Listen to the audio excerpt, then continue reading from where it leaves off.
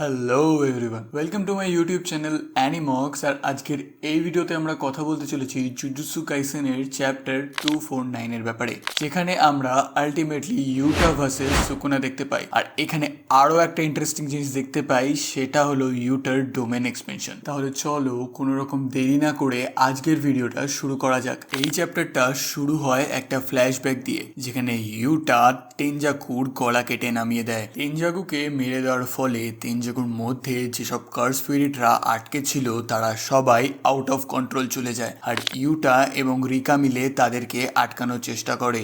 Yuta রিকাকে পাঠিয়ে দেয় কিছু কার্স এনার্জিকে মারার জন্য, এবং ইউটা নিজেও কিছু কার্স এনার্জিকে মারতে থাকে। এরপরেই আমরা কেনজাকুর বডি দেখতে পাই, যেখানে কেনজাকুর আগের থেকে বানানো প্ল্যানটা এক্সিকিউট হচ্ছিল। অর্থাৎ ইন এনি কেস সেখানে সে যদি মারা যায় তাহলে তার একটা প্ল্যান এক্সিকিউট হয়ে যাবে। কেনজাকুর মাথাটাকে ইউটার কাছ থেকে দূরে সরিয়ে নেওয়া হয় অনেকগুলো কার্সের দ্বারা মিলিত একটা লম্বা দড়ির মাধ্যমে। আর এই বড় দড়িটার একদম নিচে টেনজিনের বডিটা একটা ভ্রূণর আকারে, অর্থাৎ একটা পাখির ছোট বাচ্চার মতো দেখতে থাকা একটা জিনিসের মধ্যে আটকে ছিল। আর ঠিক এই সময় কেনজাকু কোনো সময় নষ্ট না করে তার কোগানেকে বলে একটা নতুন নিয়ম অ্যাড করে দেয় কালিং গেমের ভেতরে। কেনজাকু সুকুনাকে হায়ার অথরিটি দিয়ে দেয়, অর্থাৎ এখন সুকুনাও পারবে টেনজিনের বডিটাকে হিউম্যানিটির সাথে মার্জ করতে। আর এই সব কিছুই করতে গেলে তাদেরকে একটা রিচুয়াল করতে হবে, যার পরেই তারা নতুন প্যারেন্ট হয়ে যাবে কালিং গেমের। আর ঠিক এর পরেই আমরা দেখতে পাই টেনজিনের বডিটা সেখান থেকে উড়তে গিয়ে সুকুনার কাছে চলে আসে, আর সুকুনা সেটাকে নিয়ে নেয়। আর এর পরেই যখন ওপর থেকে কেনজাকুর মাথাটা পড়ছিল, ইউটা তার মাথার আর পারে তার কাটানাটা ঢুকিয়ে কেনজাকুকে মেরে ফেলে। এরপরে আমরা আবার বর্তমান সময়ে ফিরে আসি, যেখানে আমরা ইউটা ভার্সেস সুকুনা দেখতে পাবো। ইউটা লক্ষ্য করে যে সুকুনা রিভার্স কার টেকনিক আবার আগের অবস্থায় ফিরে আসছে।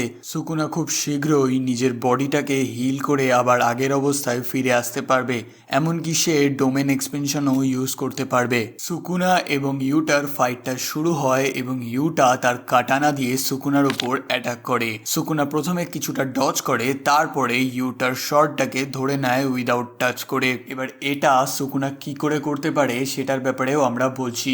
সুকুনা এখানে একটা টেকনিকের ব্যবহার করে, যেখানে সে তার হাতটাকে কভার করে দেয় উইথ স্মল ব্লেডস, অর্থাৎ ছোট ছোট ধারালো ব্লেড দিয়ে সে তার হাতটাকে কভার করে দেয়, যেটা একটা চেনসর মতো কাজ করতে থাকে, যার কারণে সে ইউটার তরোয়ালটাকে না টাচ করেও ধরতে পারে। ইউটা সুকুনার সাথে ফাইট করছিল এবং তার সাথে সাথে ইউটা নিজেকে ব্লেম করছিল যে কেন সে এখানে আগে আসেনি। ইউটা ফাইট করতে করতেই একটা অন্তিম মুহূর্তে নিজের শেষ ট্রাম্প কার্ডটা ইউজ করে ফেলে, যেটা হলো তার ডোমেন এক্সপেনশন। ইউটার এই ডোমেন এক্সপেনশনটির নাম হলো ট্রু লাভ। এই ডোমেন এক্সপেনশনের ভেতরে ঢোকার সাথে সাথেই কিন্তু সুকুনা নিজের ডিফেন্সিভ মোডে চলে যায়। এখানে সুকুনা একটা টেকনিকের ব্যবহার করে, যেটার নাম হলো হলো হুইস্কার বাস্কেট। এই টেকনিকটা ইউজারকে ডোমেন এক্সপেনশনের ভেতরে বাঁচতে সাহায্য করে, অর্থাৎ ডোমেন এক্সপেনশনের ভেতরে হওয়া যে কোনো রকমের আক্রমণের ওয়ান হিটের থেকেও কিছুটা কম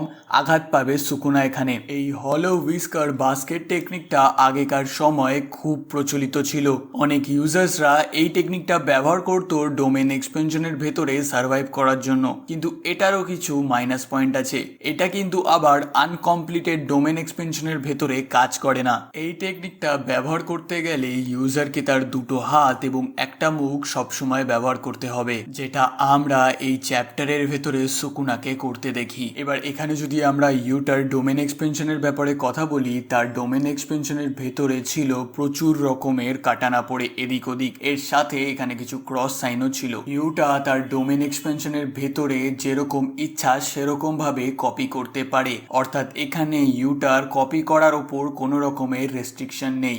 আর ইউটার ডোমেনের ভেতরে যে রকমের কাটানাগুলো ছিল সেগুলো দিয়ে সে তার এক একটা কপির টেকনিক বা নিজের টেকনিকও ইউজ করতে পারতো। এরপরে আমরা দেখতে পারি ইউটা সেখান থেকে একটা কাটানা তোলে এবং সে সুকুনার উপর আক্রমণ করে দেয় থিন আইস ব্রেকার অ্যাটাকটা দিয়ে, যেটাও কিন্তু অরিজিনালি ইউটা কপি করেছিল উরুর থেকে। ইউটার এই অ্যাটাকে সুকুনা অনেকটা ড্যামেজড হয়ে যায়। এরপরে সুকুনা ফুশিগুরোর মেমোরি থেকে কিছু খুঁজে বার করলে জানতে পারে যে ইউটার কার্স টেকনিক হলো আনলিমিটেড কার্স টেকনিক কপি, যেটা সে তার ডোমেনের ভেতরে খুব ইজিলি ভাবেই করতে পারবে।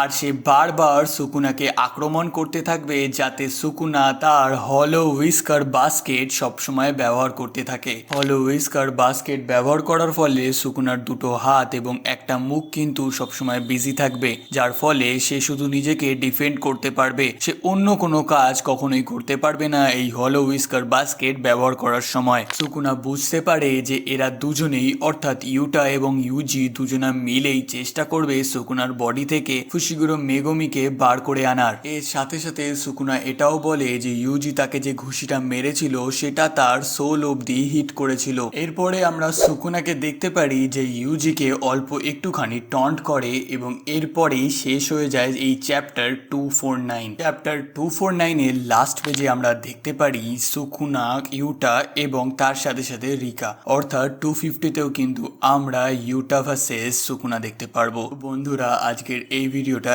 এখানেই শেষ করা হচ্ছে। তোমাদের যদি এই ভিডিওটা ভালো লেগে থাকে তাহলে অবশ্যই একটা লাইক করবে এবং চ্যানেলটি সাবস্ক্রাইব করে পাশে থাকবে। তোমাদের মতামত তোমরা আমাকে কমেন্ট বক্সে জানাতে পারো এবং জুজুৎসু কাইসেনের চ্যাপ্টার 250 এলে আমি সেটিকেও এই চ্যানেলেই এক্সপ্লেন এবং রিভিউ করব। তাহলে ততক্ষণের জন্য বিদায় এবং তোমাদের সাথে দেখা হচ্ছে পরবর্তী কোনো ভিডিওতে।